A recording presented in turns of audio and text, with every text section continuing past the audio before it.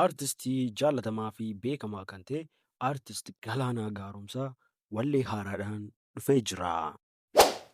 Ashamaan akkam jirtu dhaggeeffattootaa fi daawwattoonni chaanaalii keenyaa baga gara chaanaalii keenyaatti nagaan deebitan isiniin jecha har'a immoo odeeffannoo bareedaa fi hedduu kan namatti toluu fi akkasumas illee kan baay'ee nama hawwatu illee isinii qabannee dhufnee jirra jechuudha.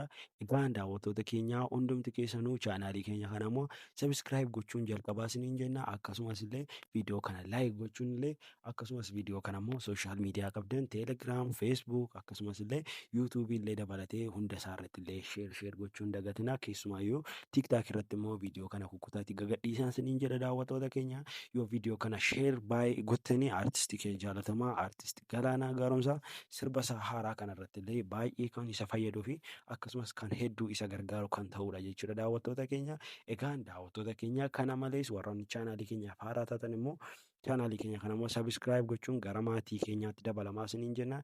Egaan daawwattoota keenya gara odeeffannoo har'a qabanneetti isin haa dabarsu.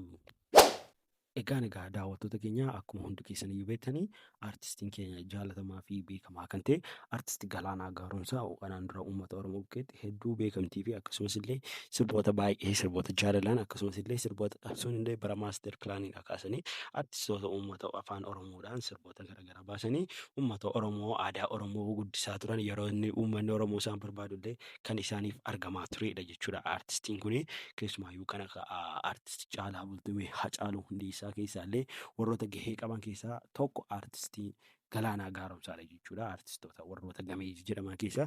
Egaan daawwattoota keenya aartistiin keenya kun egaa kanaan dura sirboota babbareedaa akkasumas illee albama gosa lamaa fi isaa olillee baasuu danda'eera jechuudha aartistiin keenya kun.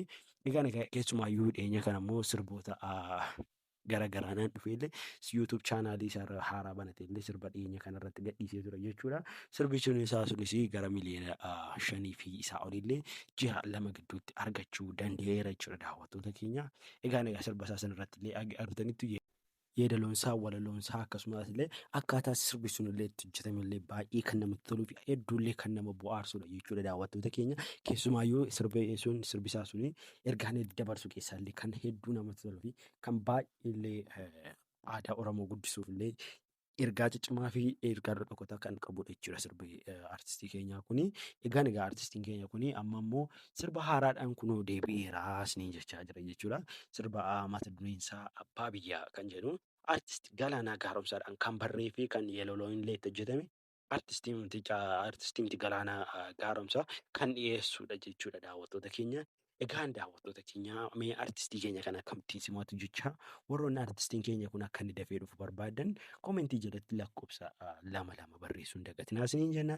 Egaan daawwattoota keenya aartistiin kun immoo yoom dhufaa maalirratti dhufaa eessatti dhufa kan jettaniif immoo aartistiin keenya kun kan inni irratti dhufu yuutuub chaanaalii mataa isaatii akkuma beekamu hordoftoota 300,000 fi isaa olii kan qabudha jechuudha. Isuma irratti illee dhufaa dhaqaatii warroonni sabiskiraayib hin godhin jirtan dhaqaatii aartistii keenya kanaaf sabiskiraayib godhaa isiniin jedha.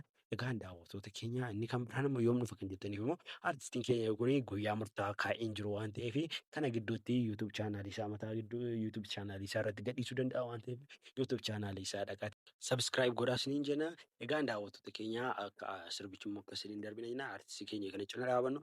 Egaan daawwattoota keenya odeeffannoon har'a qabannee dhufne kana ture akkasumas illee odeeffannoo babbareedaa fi odeeffannoo waa'ee aartistoota keenyaa akka dafee isin bira ga'u yoo barbaadan yuutuub chaanaalii keenya immoo sabiskiraayib gochuun dagatinaa. Egaan daawwattoota keenya odeeffannoon har'a qabanne immoo kana ture amma xumuraatti waan nu daawwattaniif galatoomaa isiniin jecha amma viidiyoo kan biraa walitti deemnutti immoo gama kiyyaan nagaatti.